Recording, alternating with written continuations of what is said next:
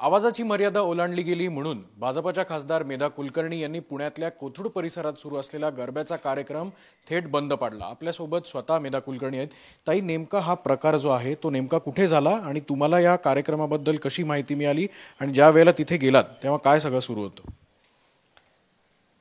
अतिशय मोठ्या आवाजामध्ये, अतिशय की ज्याच्यामुळे घरातल्या वस्तू हादरतील, घरातल्या काचा थडथडत होत्या, कडी कडकड वाजत होती, इतक्या मोठ्या आवाजामध्ये गाणी चालू होती, धिंगाणा चालू होता। आणि अर्थातच ज्या प्रकारच्या गाण्यांची निवड केली होती ती सुद्धा आक्षेपार्ह अशीच गाणी धार्मिक सणांच्या वेळेला कशी लावतात हा मुद्दाच आहे। असंख्य नागरिकांचे मला फोन आले ज्या वेळेला मी इतर ठिकाणी आरत्यांमध्ये होते। मी पोलिसांना खूप फोन केले, पोलीस म्हणाले की आम्ही जातो, कमी करतो, असं नेहमी चालतं। गणपतीच्या उत्सवामध्ये पण हे सगळं असंच सगळं चालू होतं।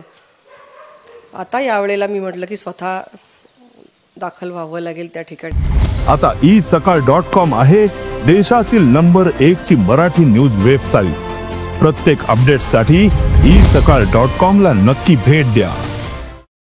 मी पोलिसांना फोन केला की तुम्ही काही करत नाही आहात, मी बराच वेळ झाले तुम्हाला सांगते, मी स्वतः तिथे चालले, तुम्ही पण तिथे या। ते म्हणले आलोच। नंतर ते तासभर आले नाही ती गोष्ट वेगळी। एक नमुना म्हणून दाखवते तुम्हाला की हा मेसेज आहे। अशा प्रकारचे असंख्य मेसेजेस आले। यांना लिव्हरचा कॅन्सर आहे आणि त्यांनी मला सांगितलं की आम्ही कसं काय सहन करायचं, आणि त्यांच्या घरी ज्या व्यक्ती राहतात त्यांचा पण मी हे दाखवते की ते केवढे वृद्ध व्यक्तिमत्व आहेत सगळी। मी खूप वेळेला आयोजकांनाही सांगते तुम्ही आवाजाची मर्यादा ठेवा, भयानक आवाज। आणि त्यामुळे मी तिथे बंद केला जाऊन तो कार्यक्रम, कारण कुठल्याही प्रकारचा विधिनिषेध सोडून कोर्टाच्या आदेशांचं सुद्धा उल्लंघन करून ज्या अटी शर्तीच्या जोरावर तिथे परवानगी दिली होती त्या अटी शर्तींचा भंग करून आणि पोलीस काहीही कारवाई करत नाहीत, हा अनेकांना आलेला अनुभव। त्यामुळे मला जावं लागलं। प्रामुख्याने इथे मी सांगते की जेव्हा मी मुलांना आवाहन करत होते, आयोजकांना आवाहन करत होते की तुमच्याही घरी वृद्ध नागरिक असतील, लहान मुलं असतील, अक्षरशः अस्वस्थतेने लहान मुलंसुद्धा रडतायत की हा आवाज सहन होत नाही आहे। आणि धार्मिकतेचं किती विचित्र रूप धारण केलं आहे। तरुणाईला बिघडवणारा हा कार्यक्रम आहे। आज तरुणाई हिंदुत्वानी जागृत होण्याची गरज आहे आणि योग्य दिशेने जागृत होऊन कृती करण्याची गरज आहे। असं असताना संपूर्ण तरुणाई नासवून टाकण्याचं काम अशा प्रकारे जर का आयोजन करून सवंग लोकप्रियतेसाठी करत असतील किंवा सवंग एंटरटेनमेंटसाठी करत असतील तर त्याचा माझा आक्षेप आहे त्याला। आणि मी पूर्ण पुणे शहरामध्ये या संदर्भातलं जन आंदोलन निर्माण करणार आहे। पोलिसांना माझी आग्रहाची मागणी आहे की अशा कुठल्याही पद्धतीने डीजेंच्या कार्यक्रमाला परवानगी देऊ नका। प्रामुख्याने जिथे रहिवासी क्षेत्र आहे अशा ठिकाणी परवानगी देताना आवाजाची मर्यादा बाळगलीच गेली पाहिजे। दुसरं म्हणजे ही जी जागा आहे ही कुठलीही महानगरपालिकेची जागा नाही, ही या लेआउटमधली या सोसायटीची जागा असताना, सोसायटीची परवानगी नसताना, त्यांचा विरोध असताना, त्यांनी पत्र लिहिलेले आणि अनेकांच्या सह्या आहेत, हे पत्र त्यांना प्राप्त झालेलं असताना सुद्धा त्यांनी परवानगी दिली। मला अतिशय हे आक्षेपार्ह वाटतं।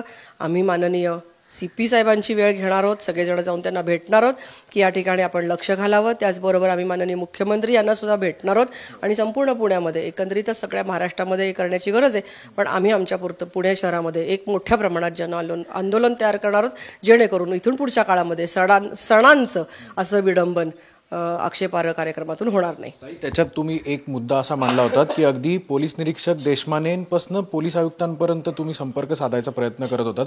आमच्या माहितीनुसार ज्या ठिकाणी जीत ग्राउंड आहे तिथून कोथरूड पोलीस ठाणे फार काही लांब नाही। वारंवार जर तिथल्या नागरिकांकडनं तक्रारी येत असतील तर पोलीस चौकीतले काही अधिकारी कर्मचारी आणि त्यासोबतच कोथरूड पोलीस ठाण्याचे वरिष्ठ पोलीस निरीक्षक हे या सगळ्याबद्दल अनभिज्ञ आहेत। पोलीस स्टेशन त्या ठिकाणून अक्षरशः 5 मिनिटाच्या अंतरावर आहे, अक्षरशः 5 मिनिटाच्या अंतरावर आहे। असं असून सुद्धा आणि वारंवार म्हणजे आज ज्या दिवशी कारवाई झाली शुक्रवारी, त्या दिवशी काहीतरी 4-5वा दिवस असेल नवरात्रीचा, रोज तिथे कार्यक्रम चालू आहेत आणि रोज माझे फोन चालू आहेत त्यांना। नागरिकांचे मला फोन आले की मी ते फोन त्यांना पाठवते नंबर त्यांना पाठवते, ती माहिती त्यांना पाठवते, व्हिडिओ पाठवते, ऑडिओ पाठवते, मेसेजेसचे स्क्रीनशॉट्स त्यांना पाठवते. एवढं सगळं करून दरवेळेला ते म्हणतात आम्ही जातोच आहे तिथे, आम्ही कारवाई करतोच आहे तिथे. तिथे जे 2 कॉन्स्टेबल उभे होते तेही बघ्याची भूमिका घेऊन उभे होते. कोर्टाने असं सांगितलंय की जी काही सिस्टीम लावली असेल त्या ठिकाणी डीजेची ती जप्त केली पाहिजे, आयोजकांवर पण कारवाई केली पाहिजे आणि डीजे सिस्टीम ज्यांची आहे त्यांच्यावर पण कारवाई केली पाहिजे. ती सगळी सिस्टीम जप्त केली पाहिजे नियमभंग केल्याबद्दल. परंतु मी ते धरून ठेवलं होतं इन्स्ट्रुमेंट की पोलिसांना म्हटलं तुम्ही हे घ्या, माझ्याशी धक्काबुक्की होती, तुम्ही हे घ्या, तरी पोलिसांनी त्याला काही हात लावला नाही. नंतर मात्र देशमाने PI आले आणि ते म्हणले की ताई तुम्ही काळजी करू नका, आम्ही बघतो. पण आता हे आम्ही विश्वास किती ठेवायचा आणि लोकांनी विश्वास किती ठेवायचा आणि किती सहन करायचं आणि कोणाच्या जीवावर ही अशी घाणेरडी एंटरटेनमेंट चालू आहेत हे मला प्रश्न पडतो की आपण काय लोकांचे जीव घेणार आहोत का दर सणांना. त्यामुळे लोकांना आता लोक आता या सणांपासून घाबरायला लागलेत. सणांच्या वेळेला आपापल्या घरी पूजा अर्चा करण्याच्या ऐवजी ते लोक सोडून जायला लागलेत, पुण्याबाहेर कुठेतरी जाऊन राहतात. म्हणजे लोकांना तुम्ही धर्मापासून परावृत्त करताय, तरुणाईला बिघडवताय, कुठे चाललाय? हे सगळ्या कार्यक्रमांचं सवंग रूप थांबलं पाहिजे. निश्चितपणे. शेवटचा प्रश्न ताई, तुमच्या या व्हिडिओनंतर सोशल मीडियावर तुमचं एका बाजूने कौतुक होतंय, पण दुसऱ्या बाजूला 2 मतप्रवाह याच्यात पडत आहेत की एका बाजूने हा खूप स्तुत्य उपक्रम तुम्ही राबवला, तिथे जाऊन गरबा बंद पाडला, त्याबद्दल कौतुक आहे, पण दुसऱ्या बाजूला असं पण देखील लोक काही म्हणतायत आणि त्यात काही नेते मंडळी सुद्धा आहेत, काही पक्षाचे पदाधिकारी सुद्धा आहेत, त्यांचं असं म्हणणं आहे की आत्ता ही जाग आली का, गणपतीच्या उत्सवात तुम्ही कुठे होतात किंवा सणांच्या बाबतची तुमची नेमकी भूमिका काय? सरकार तुमचं आहे तरी सुद्धा पोलीस ऐकत नाही. आत्ता जाग नाही, मला कायमच जाग आली, मी जागृतच आहे. जे झोपलेत त्यांना जागं करण्याचं काम टप्प्याटप्प्याने मी करते माझ्या परीने आणि सगळी यंत्रणा वाकवण्या एवढी मी मोठी नाही आणि माझी तशी प्रवृत्तीसुद्धा नाही. माझं आवाहन आहे जनतेला सुद्धा आणि मंडळाच्या कार्यकर्त्यांना सुद्धा आणि ते दरवेळेला मी सांगितलेलं आहे. त्यामुळे हे कोणते नेते आहेत की जे जनतेच्या पाठीमागे चाललेत, आपण जनतेला योग्य दिशा देण्यासाठी म्हणून गणेशोत्सव सार्वजनिक स्वरूपात लोकमान्य टिळकांनी सुरू केलेला आहे. हे करण्यामागे हेच कारण होतं की जनजागृती व्हावी. आज जनजागृती होण्याची गरज आहे. अशा प्रकारचे कार्यक्रम तुम्ही घ्या ना. तुम्ही तरुणाईला बिघडवण्याचं काम करताय आणि त्यांना जे आवश्यक आहे अशा बायका म्हणजे तिथे नर्तक्या बोलवून धांगडधिंगा करून थिरकताय त्यांच्या तालावर आणि हे ज्या मुलांना हवंय त्यांच्या तालावर तुम्ही नसताय, तुम्ही त्यांचं नेतृत्व करताय का अशी मुलं तुमचं नेतृत्व करतायत, हे त्या नेत्यांनी समजून घेण्याची आवश्यकता आहे. धन्यवाद. आपण बघू शकतोय की ज्या ग्राउंडवर खरं तर हे जीत ग्राउंड जे आहे ते कोथरूडमधलं अतिशय नामांकित ग्राउंड आहे, ते महानगरपालिकेचं नसताना, तिथे कुठलीही परवानगी नसताना गरबा हा कार्यक्रमाचं आयोजन कसं करण्यात आलं हा तर एक प्रश्न आहेच आहे. पण मात्र आता पुणे पोलीस या संपूर्ण प्रकरणावर आणि तसंच शहरातल्या इतर गरबांच्या कार्यक्रमावर काय भूमिका घेतं हे पाहणं तितकंच महत्त्वाचं असेल. कॅमेरामन सुमित भोसलेसह अक्षय बडवे, साम टीव्ही न्यूज, पुणे.